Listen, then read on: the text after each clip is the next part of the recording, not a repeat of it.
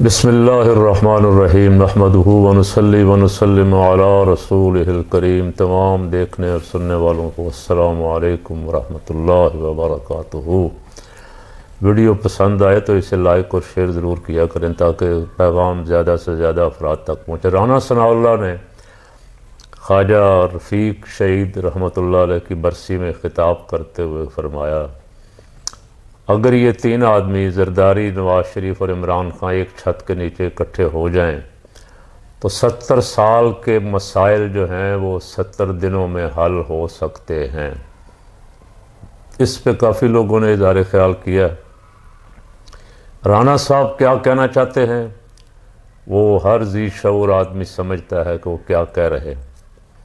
رانا صاحب سے سوال یہ ہے کہ میثاق جمہوریت میں، اور رانا صاحب بھی تھے وہاں، فقیر بھی وہاں حاضر تھا، لندن میں جو اے پی سی بلائی نواز شریف نے، بے نظیر تو اس میں نہیں آئی لیکن باقی لیڈر اس کے تھے، ان کی مرضی سے جو میثاق جمہوریت طے ہوا اس میں یہ بات بھی تھی کہ کوئی سیاسی پارٹی اختیار کے بغیر اقتدار نہیں لے گی۔ پھر اس کی خلاف ورزی کس نے کی؟ اب بلاول زرداری اور شہباز شریف اور سارے بڑھ چڑھ کے کہتے ہیں یہ 26ویں ترمیم، یہ بی بی شہید کی خواہش تھی۔ جو الٹا سیدھا کام کرتے ہیں بی بی شہید کا نام لگا دیتے۔ تو بی بی شہید نے جس میثاق جمہوریت پہ دستخط کیے تھے اس میں یہ طے تھا کہ کوئی بھی اختیار کے بغیر اقتدار نہیں لے گا۔ اس کا مطلب رانا صاحب کو پتہ ہے، اور ہر ذی شعور آدمی، جب سیاسی جماعتیں نکالی جاتی ہیں تو چیخیں مارتی ہیں جی ہمیں کام نہیں کرنے دیا گیا۔ یہی کچھ پیپل پارٹی کہتی رہی، یہی کچھ نون لیگ والے کہتے ہیں، یہی خان صاحب نے بھی یہی کچھ کیا اور یہی کہا کہ کام نہیں کرنے دیا گیا، یہ کام بھی باجوے کی مرضی سے ہوا، یہ کام بھی۔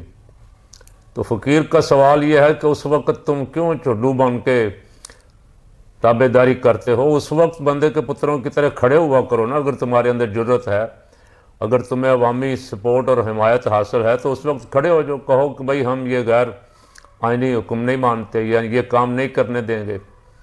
یا ایک ڈسمس کرنا ہے نا آرمی چیف کو، کرو ہمت، لیڈر بنو۔ لیکن یہ جرت کسی میں نہیں ہوئی۔ میثاق جمہوریت کا یہ نقطہ آج تک نہ بلاول زرداری صاحب کو یاد ہے اور نہ نواز شریف کو اور اپنے شہباز اور مریم نواز کو یاد ہے۔ اس معاہدے کے بعد، میثاق جمہوریت کے بعد، پہلا اقتدار ملا پیپل پارٹی کو بے نظیر کی شہادت کے بعد، اور بے نظیر اپنے وہ چلتے رہے اشفاق پرویز کیانی صاحب کی مرضی سے، کوئی انہیں گلہ نہیں تھا، کوئی شکوہ نہیں تھا۔ پھر نواز شریف صاحب کو اقتدار ملا 2013 میں، اور وہ کس کی مرضی سے چلتے رہے وہی بتا سکتے ہیں کیا کرتے رہے۔ جب انہیں نکالا گیا تو اس وقت پھر انہیں خیال آیا کہ مجھے کیوں نکالا، اور پھر یہ باجوے پہ اور ثاقب نثار پہ الزام لگایا کہ ان کی ملی بغض سے میں نکالا گیا۔ آپ تو 2 3 4 دفعہ بھگت چکے ہیں، تجربہ کر چکے ہیں۔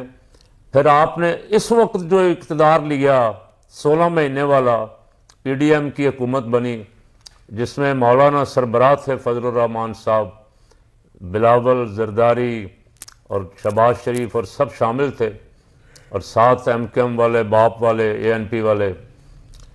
تو اس وقت پھر خیال نہیں آیا آپ کو کہ ہم نے تو میثاق جمہوریت کیا ہوا ہے؟ تو رانا صاحب میثاق جمہوریت کرنے کے بعد، سائن کرنے کے بعد بھی جب بکنے کا وقت آتا ہے تو یہ سیاستدان 1 منٹ بھی نہیں لگاتے، پھر یہ بات کسی کی بات بھی نہیں سنتے، پتہ ہونے کے باوجود کہ ہم بہت بری طرح ہارے ہیں 8 فروری کا الیکشن،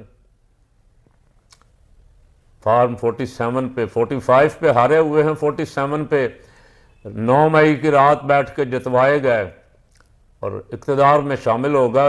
شرمندہ آج تک ہیں۔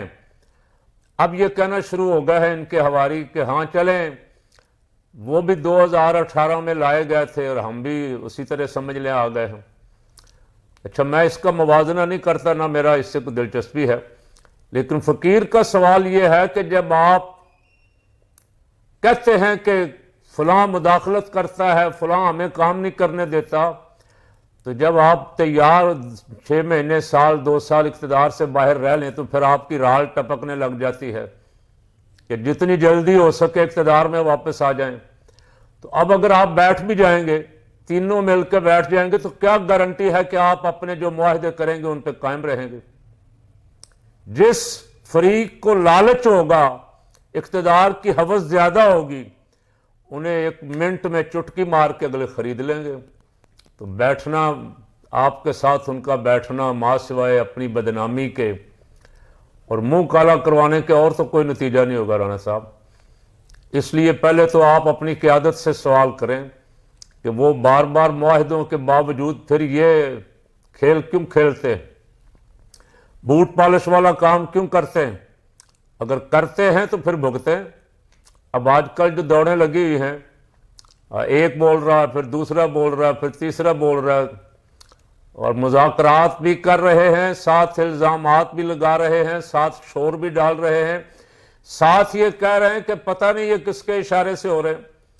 آج میں کسی ایک صاحب کہاں خالد مقبول صدیقی جو فارم 47 پہ سب بھرے ہوئے لائے گئے ہیں، اور وہ فرما رہے ہیں، وہ فارم 47 والے فرما رہے ہیں کہ اگر حکومت تبدیل کرنی ہی ہے تو اسمبلی کے پارلیمنٹ کے اندر کی جائے۔ پارلیمنٹ کے اندر تو صدیقی صاحب سب آپ جیسے جل ہی ممبر بیٹھے ہوئے ہیں۔ پارلیمنٹ کے ذریعے جو تبدیلی کی جائے گی وہ تبدیلی عوام قبول کریں گے؟ اگر وہ تبدیلی عوام کے لیے قابل قبول ہوتی تو آپ کے چہروں پہ کوئی خوشی کے آثار ہوتے، اطمینان کے آثار ہوتے کہ بھئی ہم جائز طریقے سے آئے ہیں، ہمارے عوام ہم سے خوش ہیں۔ جب آپ کو پتہ ہے کہ آپ ناجائز طریقے سے لائے گئے ہیں اور آپ ڈھیٹھوں کی طرح، بے شرموں کی طرح بیٹھے ہوئے ہیں حکومت میں، تو اس کا نتیجہ آپ دیکھ لیں۔ میاں نواز شریف، شہباز شریف شادی میں شریک ہیں، میاں صاحب، بڑے میاں صاحب کے تو پوتے کی شادی ہے، اور شہباز شریف صاحب بھی دادا ہی سمجھ لیں ان کے، کسی کے چہرے پہ کوئی خوشی کے آثار نہیں ہیں، پریشانی ہے، پتہ نہیں کس وقت کیا ہو جائے۔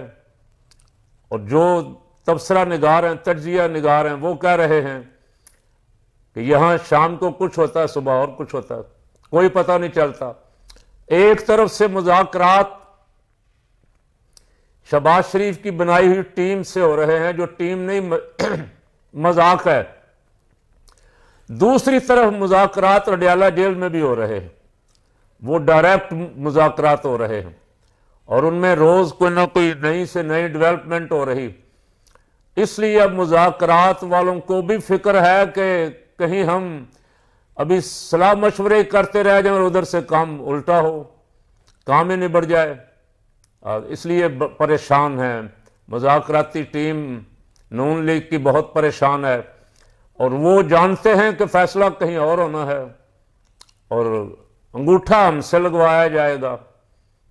اگر سیاست، جمہوریت، اخلاقیات کوئی شے بھی ہے تو میں کئی دفعہ گزارش کر چکا ہوں، آپ پرانے پاکستان کے پرانے سیاستدان تو نہیں کہہ سکتا، کھلونے، سیاسی کھلونے جن کے ساتھ ضیاء الحق کے دور سے لے کے آج تک کھیلا جا رہا ہے، اور آپ کو موئی لگی، آپ بڑے سیاستدان کہلا رہے ہیں کہ جی فلانا بڑا سینئر سیاستدان ہے، فلانا بڑا سینئر سیاستدان۔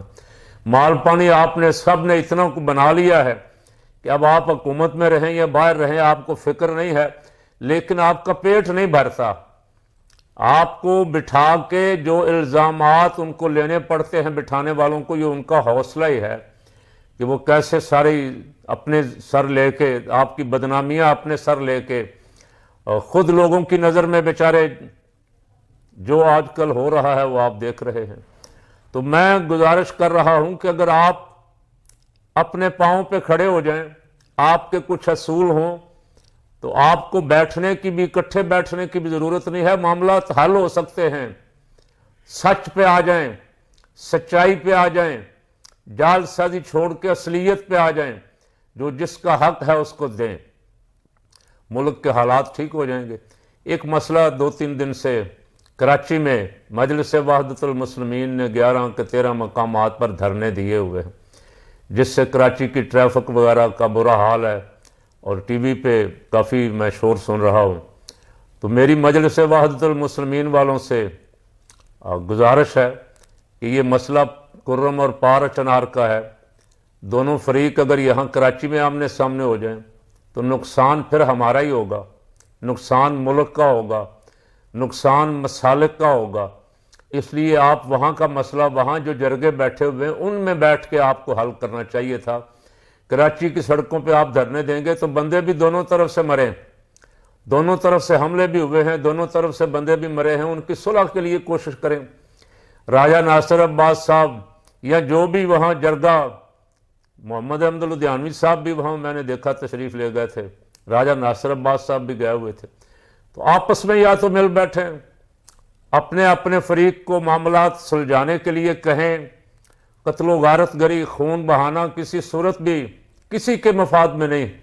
یا وہاں جو جرگے ہو رہے ہیں ان جرگوں کے دونوں ان میں شریک ہیں، دونوں فریق ہی شریک ہیں، بلکہ سارے فریق شریک ہیں، حکومت بھی شریک ہے، اور جو بھی وہاں سٹیک ہولڈر ہیں سب شریک ہیں۔